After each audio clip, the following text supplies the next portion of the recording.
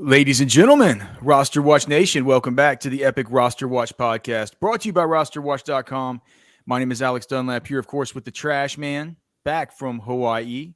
So we should be able to get back onto our regular podcasting schedule moving forward after this week. But it's good that we have this Wednesday podcast this week to go through the remaining two teams that we have not discussed coming out of the NFL draft. And now also as it relates to all this minicamp and OTA buzz, Trashman, talking about the NFC North and the NFC West. A lot of interesting things to hit on in these two divisions.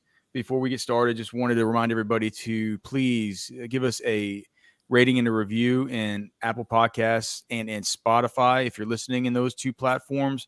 And if you're watching on YouTube, if you could please give us a thumbs up, everything there. We have version 2.3 up of the best ball cheat sheet for Underdog available at rosterwatch.com. That does feature also for our pro members the CSV download where you can put the cheat sheet directly into Underdog to help you make sure that you don't get auto drafted or swindled with anybody that ADPs are super high on that maybe we might not be, and also kind of has the guys at the top of your queue that would have the cheat sheet. The cheat sheet would have you kind of deciding between. We're also up to version 1.3 of the Dynasty Rookie cheat sheets. Some updates to those I made just this week on Monday. So those are all for our pro members.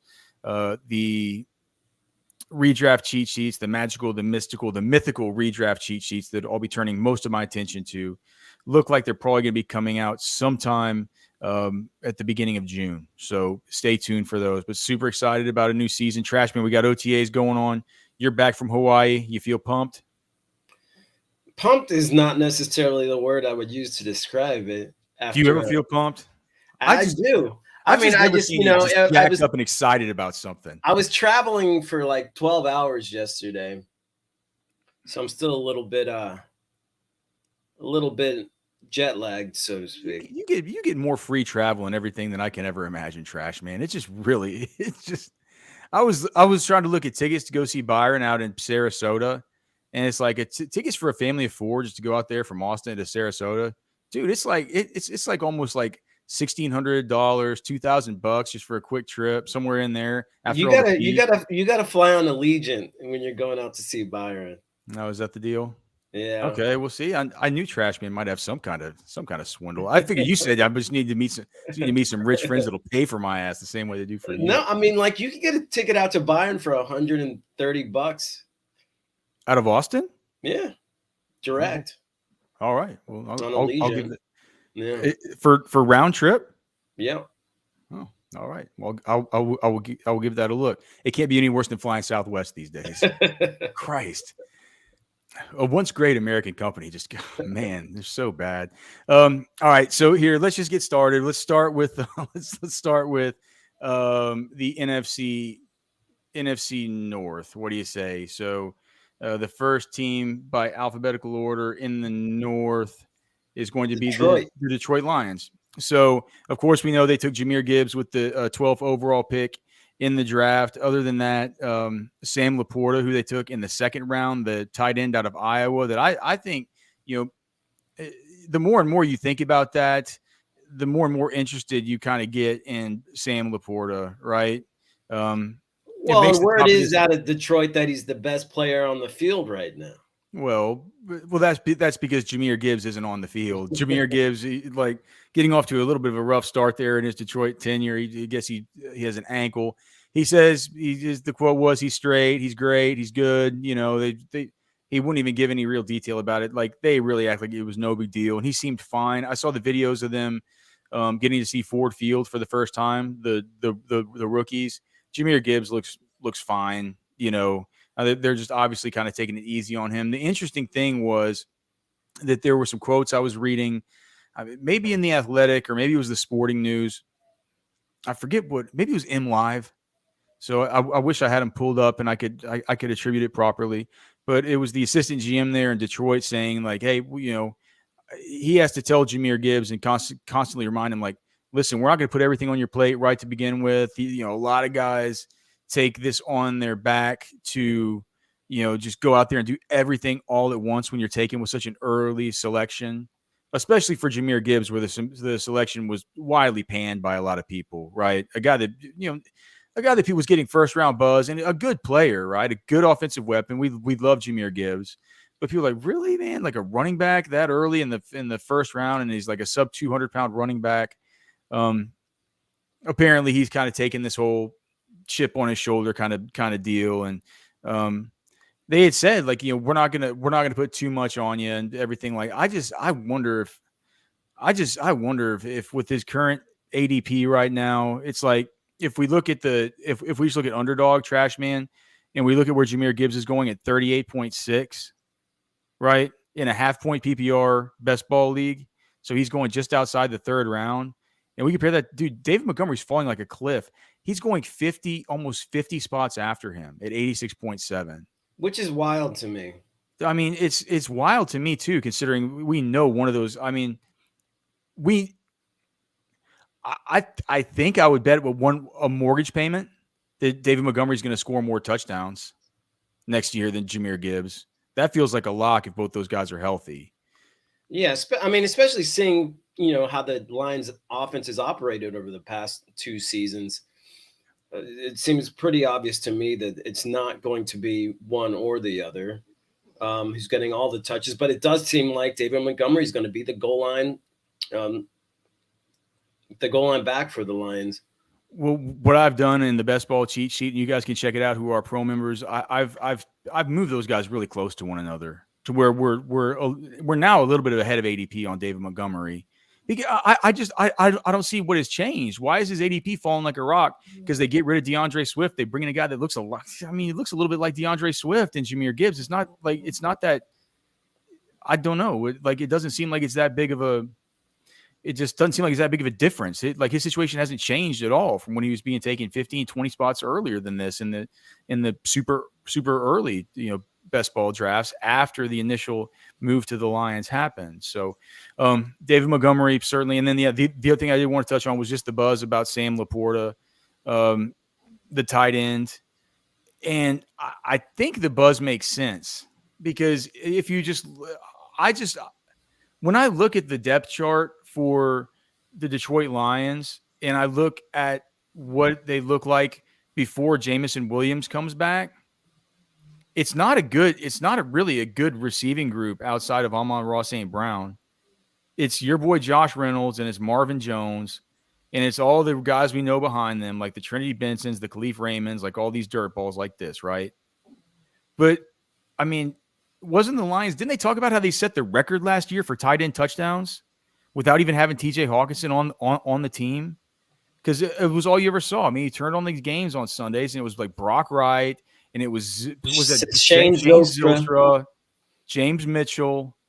Like all these guys are catching touchdowns. You bring in Laporta that comes from that, you know, that Iowa ilk, and somebody who I don't know. It's to me it seems like, I mean, Laporta now is somebody who probably should be being taken, you know, earlier than maybe where his ADP is. I'd like to see where the ADP is right now. But what I've liked to do is if I get off to a kind of weird start in these best ball drafts, and what we've sort of built in is that you can get like a Chigo Okonkwo, right? And then, you know, in the early double-digit rounds, and, you know, follow that up with like a Dalton Schultz or something like that. One of these guys, Dalton Schultz, should see a lot of opportunity there in Houston. And then just take a guy like a Sam Laporta with your third pick as a tight end, and just go 3 tight ends. Don't waste any of those premium picks on them. You could probably cobble together something at that position.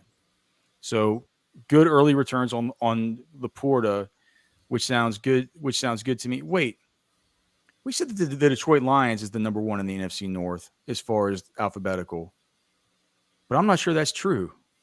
Is it, Trash Man? Because last I checked, the Chicago Bears. The Chicago Bears are in the NFC North. I mean, as usual, we've forgotten about Chicago as a fantasy option. You're still on Hawaii time.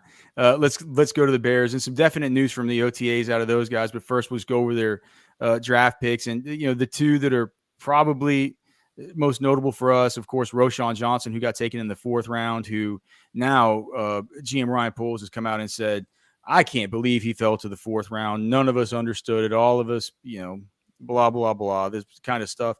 But it kind of does show something that if you read the reports and you see who they've made available during these OTAs and the mini camps, they had their first voluntary mini camp, of course, last month, but then they had rookie mini camps earlier in May. Right now is whenever the OTA offseason workouts are. So they had their first one on Tuesday. They have another one today on Wednesday. They have them basically through the rest of May. They have May 19th, May 23rd, May 24th, May 27th, and then June 6th through June 9th.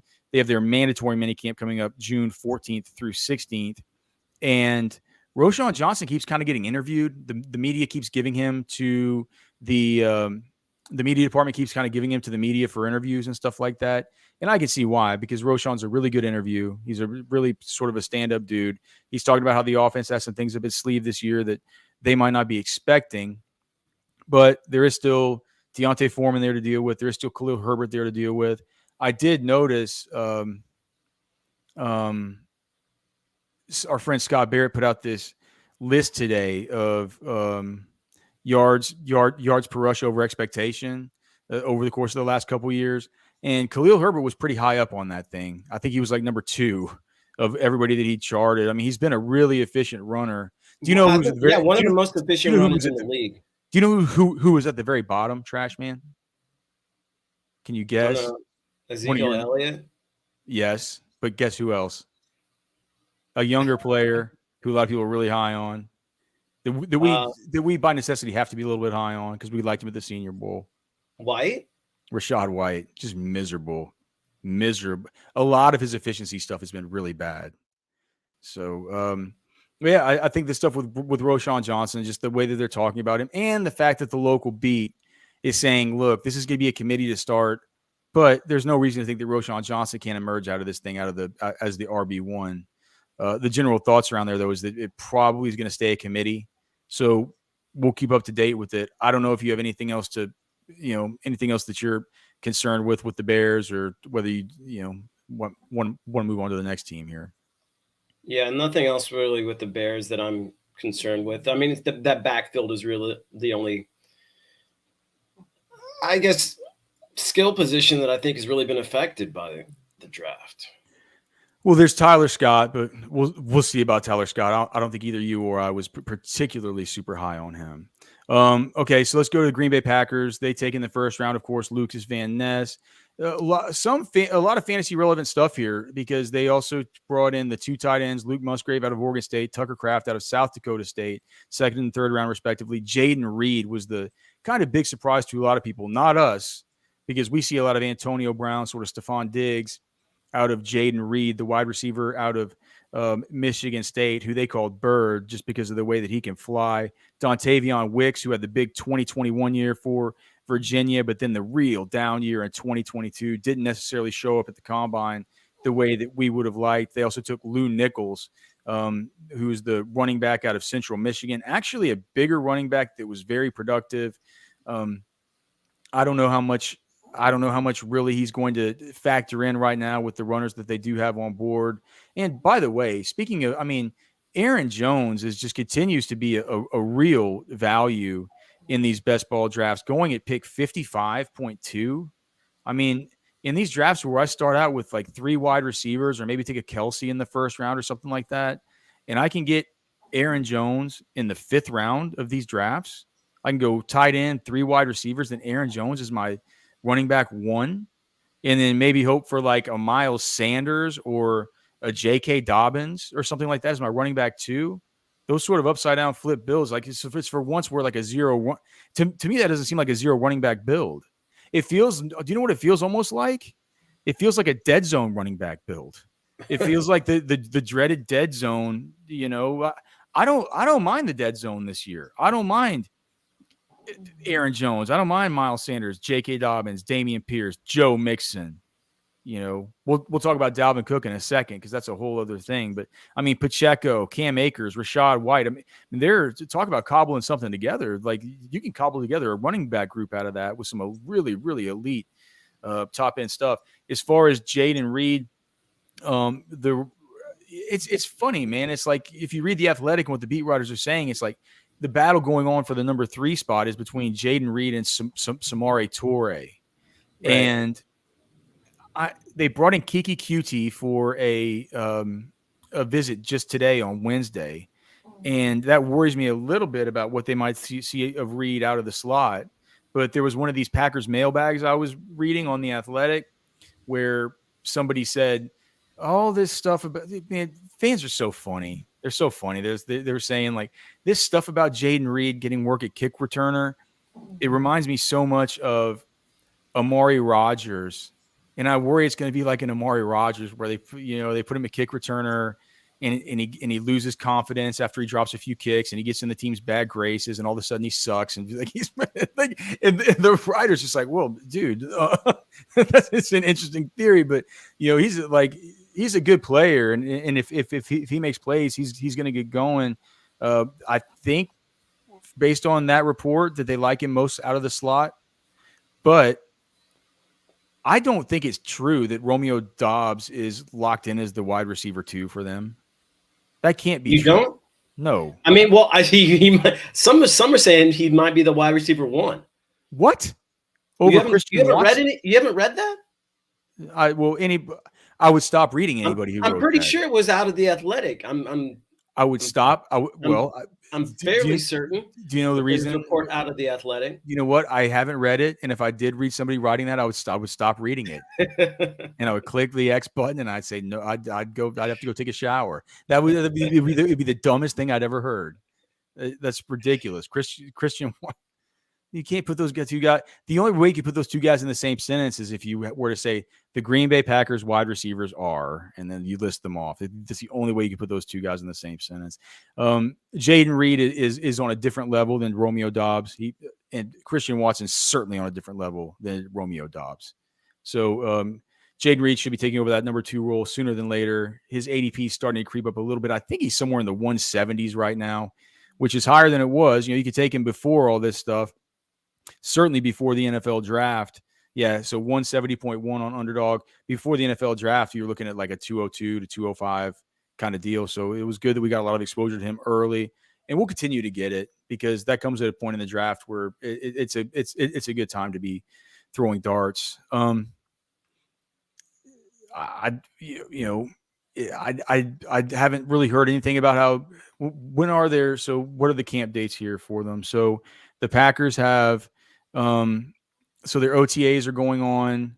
So they've only had their rookie minicamp. So yeah, I haven't heard. I was gonna say that I haven't heard anything about how Jordan Love looks. The reason why is their OTAs offseason workouts don't start till the 23rd. So we'll start next week to see like how does Jordan Love look connecting with these guys? What's it? What does that whole thing feel like? It looks like we'll get those pretty steadily through June. The mandatory minicamp, though, for the Green Bay Packers that everybody has to be at will be June 7th through June 9th. All right, let's go to the Minnesota Vikings. Of course, they took Jordan Addison with the 24th pick in the first round out of USC by way of Pitt. That's the big deal. I mean, they took also Jaron Hall, the quarterback, in the 5th round out of BYU. They took Dwayne McBride out of UAB in the 7th round. Jaron Hall, the only way I've heard about him is simply because at the rookie mini camps, he's the guy that's throwing the ball to Jordan Addison, and Jaron Hall comes off the field and he's like, oh Jesus, man, I feel like but it feels like he's talking about how he's playing with the Ferrari out there. Their rookie mini camps just ended 2 days ago, and then OTAs are actually going on right now. The 16th and the 17th. They also have them on the 19th through the 31st with a few days off. Of course, mandatory mini camps again, June 7th through June 9th. Jordan Addison, Kevin O'Connell just said, Kevin O'Connell thought he looked so good that Kevin O'Connell wanted to go out and throw footballs to him. Did you see these clips on Twitter? No. He wanted to get in and drills and throw to JA. They just say he looks like he says it's clear he's well ahead of the others. They didn't want to. The Vikings aren't doing a tap that breaks thing with Jordan Addison. Well, that's why. I mean, I wrote a position battle piece about the NFC North the other day, and I didn't include Jordan Addison for the Vikings because I don't think there is a position battle there. I think he's the number 2. Yeah, I mean, he should be going there should be a chasm of difference between him and KJ Osborne in these drafts. And there is. But I think a lot of times we can catch rookie fever with these players. I'm not necessarily worried about catching rookie fever with Jordan Addison. I mean, he's such a good player. The opportunity is certainly there. And if you what's the ADP right now? So wow, Jesus, we are up to pick 70 now, which is certainly it's creeping up a little bit. But it's still around guys like do you like him more than Kadarius Toney and George Pickens? We're getting up there to where he's up there. I mean, honestly, I think of all the rookie receivers, he probably has the greatest chance for success in his rookie season. So you like him at pick 70 more than you like Jackson Smith and Jigba at like pick 58? Yeah. I think I do too. I've moved those guys to where we're basically at ADP with Jordan Addison, so we're gonna get some of him. We're not getting much of JSN, and we'll talk about him soon. And you know what? The reports from him out of Seattle have been good. They've been. I think the reports on all these guys are going to be good. You know what I mean? Yeah, I mean a lot of it depends. A lot of it, like I thought initially, depends on where they landed and the situations that they're in. Do you? So in your column you wrote the other day about a NFC North division battle, the NFC North division position battles. It feels like you and Byron are both on this thing where it's like you've already written Dalvin Cook off, that he's gone, and that's what the buzz has been. They're really trying to get rid of him. He's carrying a huge contract into this year. If you look at PFF, I mean, I was just looking at it earlier. I mean, it wasn't quite as bad as you would think it would be from a yards after contact per attempt standpoint in 2022. But if you look at stuff like where he's traditionally where he's been like where Dalvin's traditionally been really good in like breakaway run rate and stuff like that. He really isn't among the. I mean, he's what number 25 of 20% snap qualifiers from 2022. I mean, he's behind Damian Pierce. He's behind guys like Bam Knight and Eno Benjamin and Devin Singletary and Tyler Algier and stuff like that. The runs of 10 plus yards still pretty good. The forced missed tackles are still pretty good. The one thing is just the inefficiency in the receiving game. His yards per route run that I looked at is just, oh yeah. So dude, his yards per route run at 0.72, he's tied with Brian Robinson and Jeff Wilson Jr. I mean, that is not a lead by any means. I mean, that is very, very inefficient in the receiving game, especially when you consider, can you believe that Derrick Henry led the league in that at 2.08? Yes. He was ahead of Christian. This is the top 5 in yards per route run 2022 regular season plus postseason for the NFL. Here's the top 5. Which one of these is not like the other? Number 5, DeAndre Swift. Number 4, Alvin Kamara. Number 3, Christian McCaffrey. Number 2, Breece Hall. Number 1, King Henry, Derrick Henry. I mean, we always said he was an exceptional pass catcher. Yeah, man.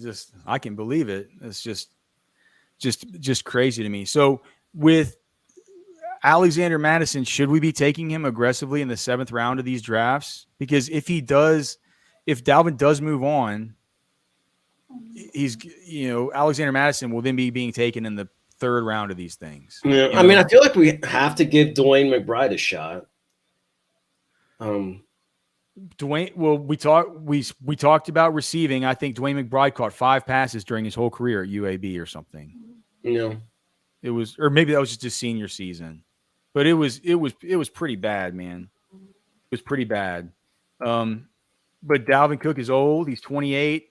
Do you think that anybody is going to? I mean, the report is saying that they want to do right by Dalvin, right? That's the report. They want to do right by Dalvin, but the Vikings did replace Dalvin Cook with Alexander Mattison on their Twitter profile. on their Twitter banner. So it seems pretty obvious to me. I mean, does that mean anything? It means a lot of things. Well, they literally one thing in particular. They had their person in the social media department. They said, "Hey, get Dalvin out of there. Go ahead and put number 2. Go ahead and put Alexander Mattison number 2 there, where we used to have number 4." Okay. I mean, it probably says a little something, right? Well, I think to me, what it says is that they're going to be leaning heavily on this receiving game. Probably so. But my question though is, okay, so they take him off the Twitter. They take Dalvin off the Twitter handle, or they take him off the Twitter banner. They take everything else away from there, right? Dalvin Cook is open to a new contract, but what they're going to owe him, what is it, $12 to $14 million per I mean, who's going to take that on? 12 to 13 per year? Yeah, this year they owe Dalvin let's see. 2023, his cap number is $14.1 million. For some reason I thought it was only around 10, but no. In 2022 it was 12. Yeah, wow. I mean, it's whenever he signed the contract, he was getting 12.6 average per year.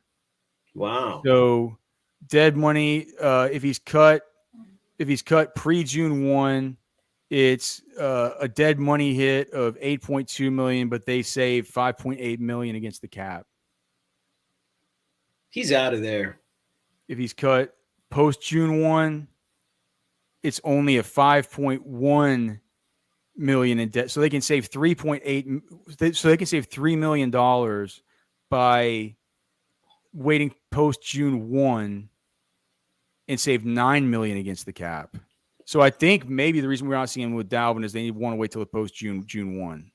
I mean, that makes a lot of sense. But so what I've done is I've moved Dalvin Cook down because there's going to be uncertainty about a team that wants to take him on, who's going to take on the contract, who's going to take on him being old, his declining efficiency. And I've moved Alexander Mattison up, but I don't know how much. I mean, how much higher can we really get on Madison than the 7th round, late 7th, mid 7th?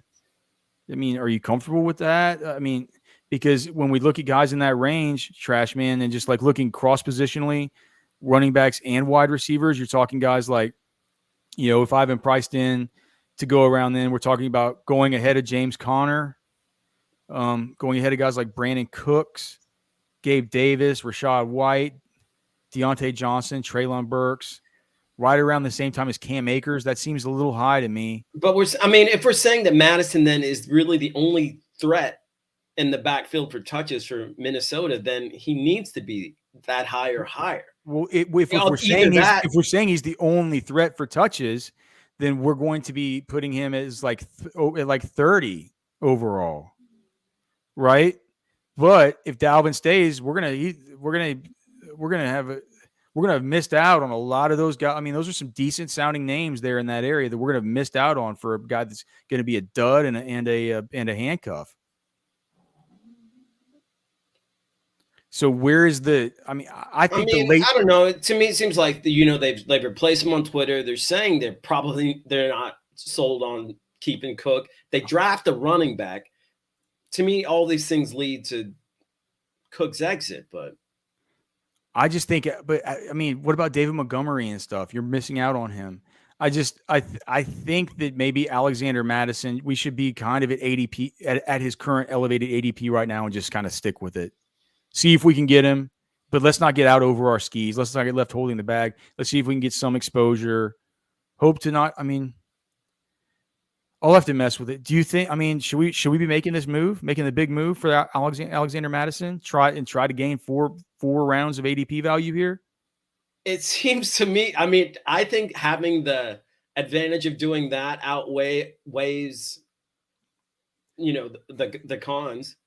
All right. You guys stay tuned for version 2.4, the best ball cheat sheet. I'm going to talk to Byron about it, and I'm going to split the difference between going hog wild and doing what Byron will Byron is going to say go hog wild because it's his sweetest angel, Alexander Madison. So I'm just like, I'm stuck between a rock and a hard place here. I think we're probably going to start getting some Alexander Madison here on the sheets. We were getting him early, but God, it feels like there's been such, I guess there are people out there just probably talking him up, right? People are talking him up, or I guess people are just realizing this situation. And I just feel like I want to stay ahead of it, but I don't want to get out too far out over our skis. All right. We got to get on though to let's move on to the NFC West. A little bit less to discuss with these teams, trash man. So we should be able to go through it. We should be able to get through the Arizona Cardinals real fast. I would just say avoid these guys altogether. I mean, the more and more I think about it, I'm worried about Michael Wilson. Yeah, he's a player who we really liked at the Senior Bowl, and a guy who we thought could be a good sort of late dart throw, right? Yeah. Fourth round. I really like Michael Wilson as a future pick. But the fact of the matter is they haven't been able to trade DeAndre Hopkins. Marquise Brown is still there. Jonathan Gannon apparently really likes Rondale Moore. And here's the thing, dude. Kyler Murray's probably not going to – I mean, if you listen to Rap Sheet, he's not going to play for the first half of the season. We're not taking any of him in best ball. We don't want to deal with it. Even if he does play, he's going to be at risk of re-injury. His backup is still Colt McCoy, who's going to get hurt himself. Colt gets hurt. He's old now. He's going to get hurt. And guess who the backup to him is? It's Clayton Tune. They drafted Clayton Tune from the Senior Bowl. From U of H. The U of H kid? I remember him from the Senior Bowl. That's how uninspiring he was. That's how uninspiring he was. You know, we're talking about guys like Tyson Bagent better than a guy like Clayton Tune. It really hurts. Is Jeff Driscoll on that roster? Look, man, it doesn't matter. We're talking about Jeff Driscoll. Like all these guys, man. It's like this is tough. This is tough for all these dudes. I'm not sure really what we can say about the fallout. I just think during OTAs we're going to wait to hear what they say about Kyler. They say it's going to be in Jonathan Gannon's hands, which to me is a little bit worrisome because Jonathan Gannon to me seems like the Michael Scott of the NFL.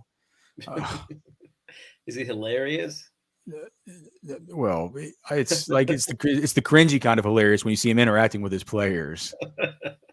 You know what I mean? It's weird, but they're saying he's going to be in charge of the timeline for Kyler's recovery. I'm like, dude, the only person who's going to be in charge of Kyler's timeline as far as his recovery is going to be Kyler Murray. Yeah, because Kyler Murray cares himself a lot about some Kyler Murray for sure. I think that the sportsbooks are exactly right about this, that these guys are going to be picking number 1 overall next year. And then what's Kyler going to say whenever they take Caleb Williams? Would you take the over-under on the, what is it, 4.5 wins they're sitting at? 4.5, 3.5? I would take the over.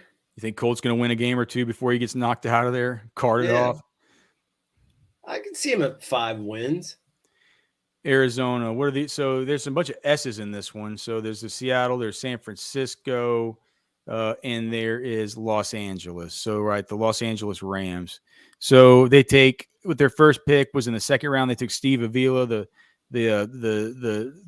really talented offensive guard out of TCU, who I liked a lot coming out.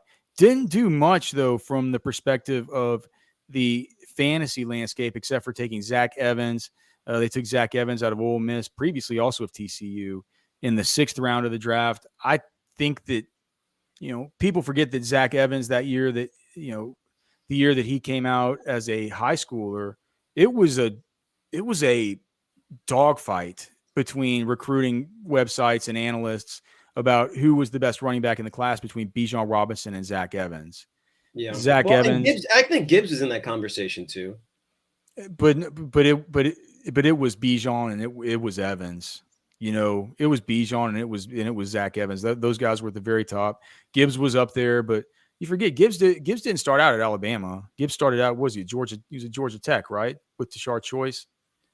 But so Zach Evans has a ton of pedigree. And I've seen it with my own two eyes. Like, I've seen him at recruiting camps going back to the time that he was a junior and a senior in high school. I remember the first time I saw Zach Evans and shook his hand, I'm like, Jesus Christ, this kid's got 11-inch hands or something. Like, is one of the things where his fingers kind of crawling all the way up into your shirt. Like he's just like, this guy's got some growing to do. He's a really athletic beast. Go gadget arm. I think his hands actually ended up measuring 10.5 inches at the combine. So I was certainly onto something there with that.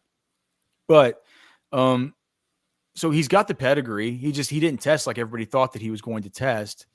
I think though it's a pretty good spot to be in, right? that Rams running back group is woefully underwhelming. Yeah, and they could we've seen through the course of seasons, like players on that exact team just pop up from out of nowhere to be really, really important factors. So I think and they need pass. I mean, he can be a pass catcher. I mean, like Van Jefferson is running as their number 2 right now. Well, that's the other thing that I wanted to bring up. They say that Matt Stafford, people have left him for dead, but they're saying he's like back and he's going to be healthy. He's healthy as can be. He's looking good. He's looking spry and fresh. He's not looking like a guy that wants to quit. They are, we'll see in real life, though, because the OTA start on May 23rd. They'll have him the 23rd, basically through the 26th, and then again through May 31st through June 2nd. And then, of course, like the rest, the mandatory mini camps will be June 7th through 9th, and we'll certainly have our eyes on those and see if if Stafford doesn't have the elbow thing, it really lifts a lot of guys on that offense. He's going to have Cooper Kupp back. And like you mentioned, the other just thing I want to touch on is Van Jefferson. It feels like he's being slept on by basically everybody, but Van Jefferson's a good receiver. He's been a good pro. He's the very technical son of an NFL wide receivers coach. He is going to be the number 2 for them. And with the attention that Cooper Kupp draws, Cooper Kupp, man, he's kind of like this slot receiver cheat code, right? And it's kind of hard to cover him, and the combos that you would need to cover him in the areas of the field that he operates are just really, really hard to conjure up. But teams are going to have to adjust. They can't just let him keep having the season after season like he's had. You figure that might open some things up for a guy like Van Jefferson, who's a talented player and who's a pro's pro. He's a guy who I love taking well before his ADP, which I believe is also sort of in that 170s range. There's a couple of those 170s-ish type wide receivers, the Jaden Reeds, the Van Jeffersons, some of those guys you can get late in these drafts that I think pack a whole lot of upside. Is San Francisco before Seattle? I think it is. Yeah. Right? Yeah. So San Francisco, they took tight end Cameron Letu from Alabama in this. They also took Braden Willis out of Oklahoma for this. I don't think that matters to us at all, as long as George Kittle is there. My question for you is, have you seen any of the videos of Trey Lance? Have you seen any of the stuff where so the San Francisco 49ers right now, they had the OTA offseason workouts, I guess, let's see, May 23rd through May 24th. So I guess the videos I have seen have not been from the OTAs, but certainly there are videos out there of him throwing the football around. They're saying that he looks like a new guy. They say Sam Darnold looks like the best quarterback that they've ever had in San Francisco. Well, I think Sam Darnold could be awesome in that offense. What if Sam Darnold's actually good? What if Kyle Shanahan makes him good?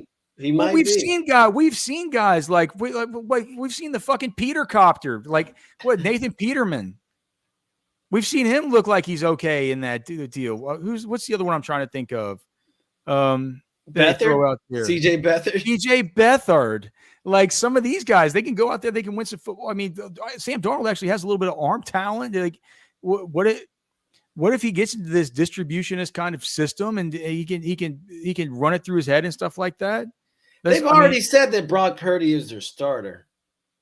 Yeah, but Brock Purdy has a UCL injury. Who knows when he's going to come back from this thing? He can throw ready for week 1. He couldn't throw a tennis ball 5 yards a month after that thing. Like, so, I mean, we'll see. And here's the thing. He's still Brock Purdy. He's still a 7th round pick out of Iowa State that nobody expected a damn thing out of. And I understand he looked fine. But, I mean, a year of tape on Brock Purdy, you don't think people are going to just pin their ears back and go get that little guy? Like both of these guys are going to be coming into focus at least through the beginning parts of the season. I'm just going off of what they have been saying. Are you holding out any hope for Trey Lance at all, just in football? In the NFL or as a 49er? In the NFL or as a 40? No, as a pillar in the community. What do you think? Of course, in the NFL, as a 49er, just whatever. Well, no, I mean, but there's a difference. I don't know that I see success for him as a 49er. I do see potential success for him somewhere else.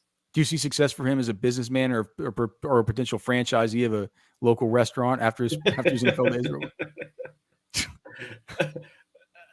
Lance, was it Lance's? What Lance's? What could he sell? I don't know. Lance's luges, Lance's lawnmowers. Yeah, that is a good ring to it. Have a picture of Trey Lance riding like a John Deere lawnmower, waving his hand around. All right. The Seattle Seahawks, they went ahead and went. They didn't go edge rusher in this draft. They went with Devin Witherspoon out of Illinois to start. Of course, with their second pick in the first round, they take Jackson Smith and Jigba from Ohio State, our top wide receiver in this class. Then they go ahead and take Zach Charbonnet in the second round.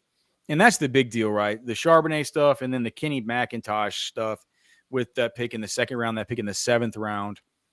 And now you have Seattle, who clearly they've had their rookie mini camps, because I've already heard so their rookie mini camps were May 6th through May 8th. And that's where some of the quotes were coming from Charbonnet when they were just asking him about, like, how do you feel about getting drafted the same team as Ken Walker and all the rest? And he's like, dude, I'm just here to put my head down and we're going to go out and compete. Like, Zach Charbonnet wants to compete.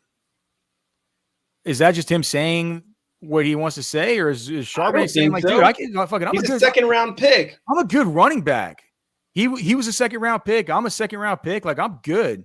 Zach Charbonnet's good, man. Hey, whoever is evaluating running backs there in Seattle is a kindred spirit, I think. Yeah, they're doing a good job, man. Two of our favorites, dude. Charbonnet. And then my boy McIntosh. Your boy McIntosh sucks.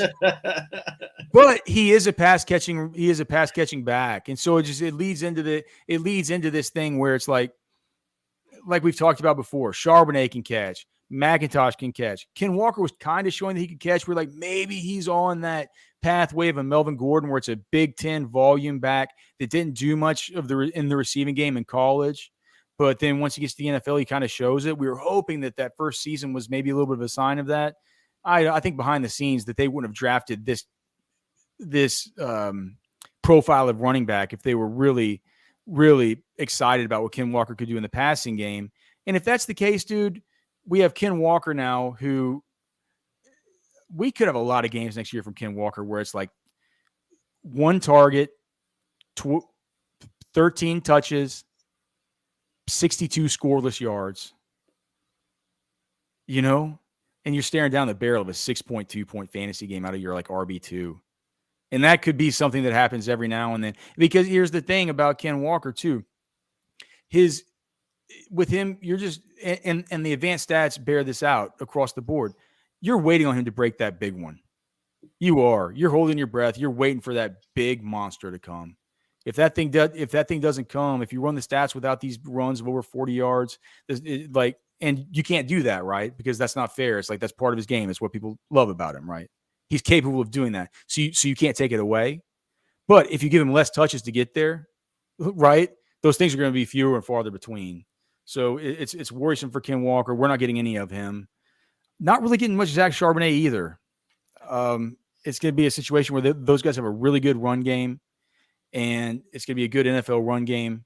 I think it's going to be hard unless there's sort of an injury or a situational change to sort of pilfer out which one. What does pilfer mean? Pilfer means to like take or steal. To pilfer out, pilfer, Pilfer. Pilfer out who's going to be to steal out. Yeah, you might to steal or to filch. What is to filch? to steal, to take. To filch. It's gonna be hard to filch out. You mean to parse out? To like parse out, right? I kind of like pilfer. It's gonna be hard to filter out who's going to be every week between those two guys. And then I guess both of them. Although I mean, like it's going to be so hard with Jackson Smith and Jigma on that offense as well. I mean, just each week, who's going to be? Because it could be anybody. Well, so what the word is, what Pete Carroll said in his opening press conference after they got him is that, dude, they've been dying for the third wide receiver. They've needed this, and they got him. And that's why they walked away from that first round saying that they hit a home run, but they did say he's probably going to be slot, which shouldn't surprise us. I mean, we thought maybe he could be one of these guys. That's what I've been saying the whole time. Right. But dude, there's been some good slot players that they've developed there. You think about the Doug Baldwins and these types of guys, and Pete Carroll is saying now, I forgot if it was the rookie camp or whether it was the so it was the quotes from the rookie mini camp, or maybe it was the quotes maybe they had something today heading into the next weeks where the OTAs start. But I did see the quote today saying, like, dude, he's going to get a lot of activity. We're gonna throw him a lot of balls. So JSN, I'm not sure how much I love the landing spot for redraft. I think next year, once Tyler Lockett's likely gone, that's when we see the big JSN breakout. I think this year's if I could just sort of tease out, maybe if I could pilfer out what I think this year is going to be for JSN. I think it might be one of these years where we see solid progression, where we see a good statistical profile, to where we see a lot of things our eyeballs really like, to where he's on an upward trajectory heading into next year, where that target share opens up from Tyler Lockett being gone, and then you say, holy shit. I'm not sure it's going to happen this year, though. Hey, I'm all in on Addison.